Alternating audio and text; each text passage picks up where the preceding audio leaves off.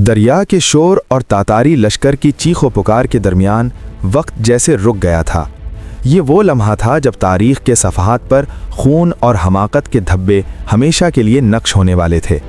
سلطان جلال الدین اپنے زخمیدہ دل اور بے بس نظروں کے ساتھ دیکھ رہے تھے کہ ان کے پیچھے کیا کچھ گزرا اور آگے کا راستہ کس قدر خطرناک تھا۔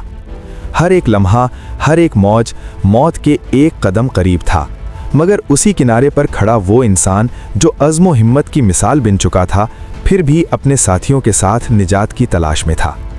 دریا کی لہروں نے کئی جانیں چھین لیں، مگر وہ چند جواں مرد جو زندہ بچ گئے، سلطان کے ساتھ سنسان جنگل کی تاریکی میں قدم رکھنے والے پہلے انسان تھے۔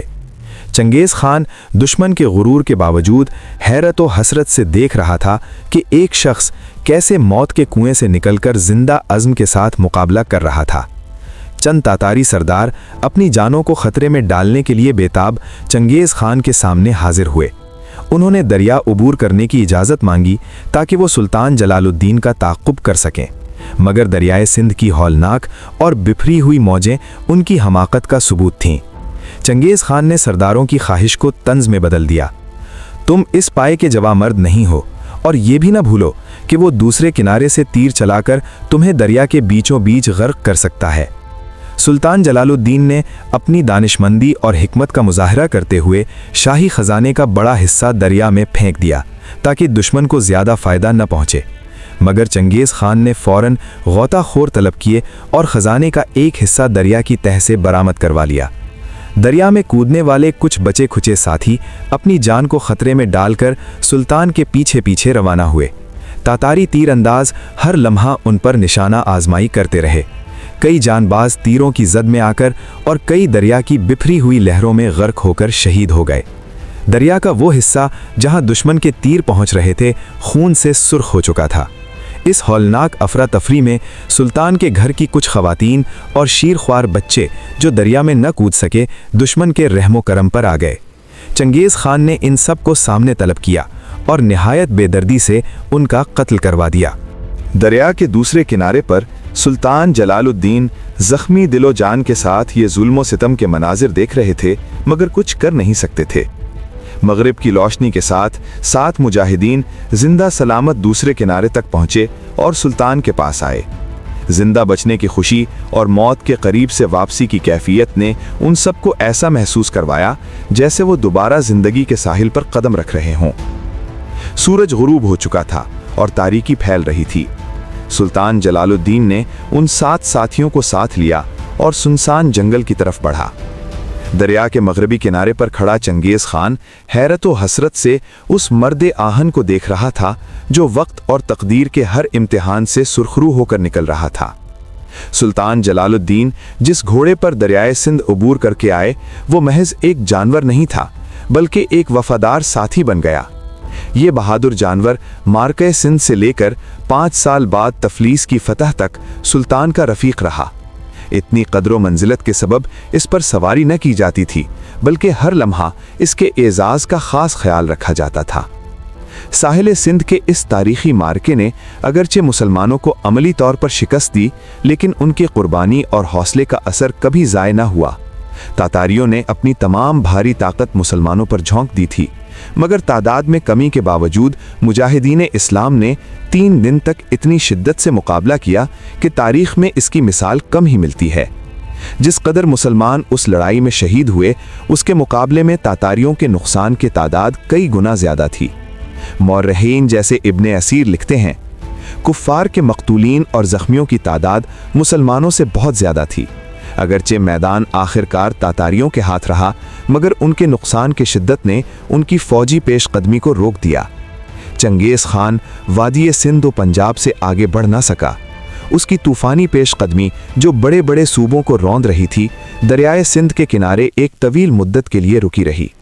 وہ جلد ہی مختلف عوارض اور مسائل سے پریشان ہو کر قراقرم واپس لوٹ گیا۔ اگر دریائے سندھ کے کنارے شہید ہونے والے ہزاروں مجاہدین کی قربانیاں نہ ہوتیں تو ارض ہند، جو اس وقت کئی حکومتوں کا مجموعہ تھا، چنگیز خان کے لیے ترنوالا بن سکتی تھی۔ سلطان جلال الدین نے اس محاذ پر تاتاریوں کو کاری زخم لگائے۔ वरना चंद महीनों में दिल्ली, बगदाद और दिमिश्क पर कब्जा उनके लिए कोई बईद बात न थी।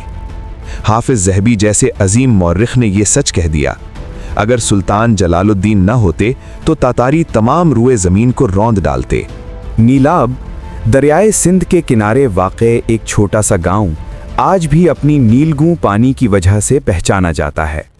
पुराने ज़माने में ये साहिल और घाट सुल्तान जलालुद्दीन की अजीम कुर्बानियों की गवाही देते थे। यहाँ की साफ़ और शफ़ाफ नीली पानी की लहरें कदीम बोली में नीला आब कहलाती थीं, और शायद इसी नाम की मुनासिबत से गांव का नाम भी नीलाब पड़ा। सड़क जो अटक से पिंडी घेप जाती है, नीलाब तक आती है और आगे घोड़ा तरफ तक जाती है। वहीं से सुल्तान जलालुद्दीन ने दरियाए सिंध में अपनी तारीखी छलांग लगाई थी। चट्टान, जिसे जलालिया या चोंग जलालिया कहा जाता है, अब भी वक्त के गवाह के तौर पर मौजूद है। कदीम तारीख की किताबों में इसका जिक्र भी मिलता है, जहां छलांग की बहादुरी और जानफिशानी आज भी जिंदा महसूस होती है।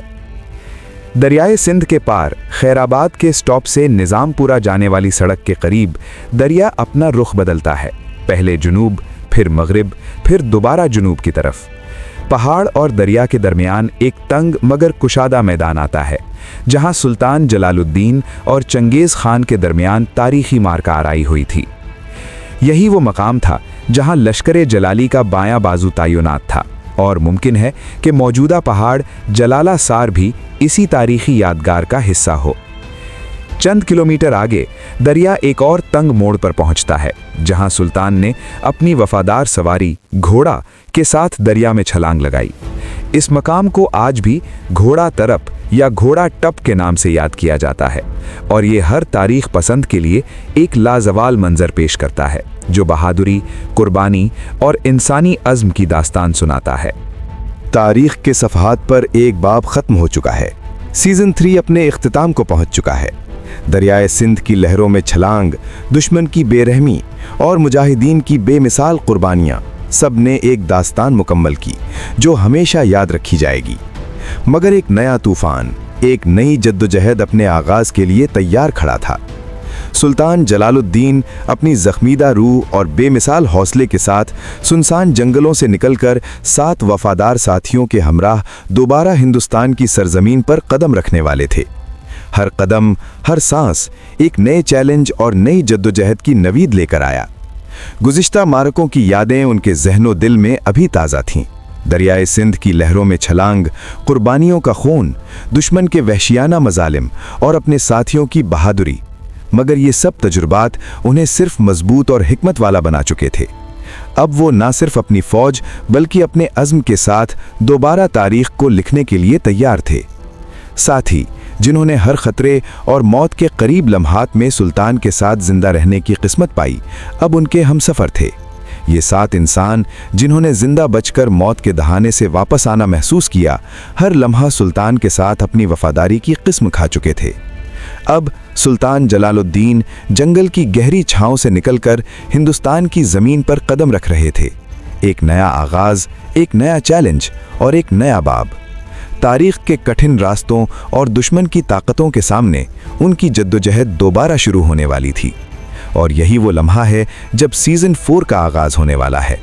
जंग, बहादुरी और कुर्बानी की नई दास्तानें जल्द आपके सामने होंगी।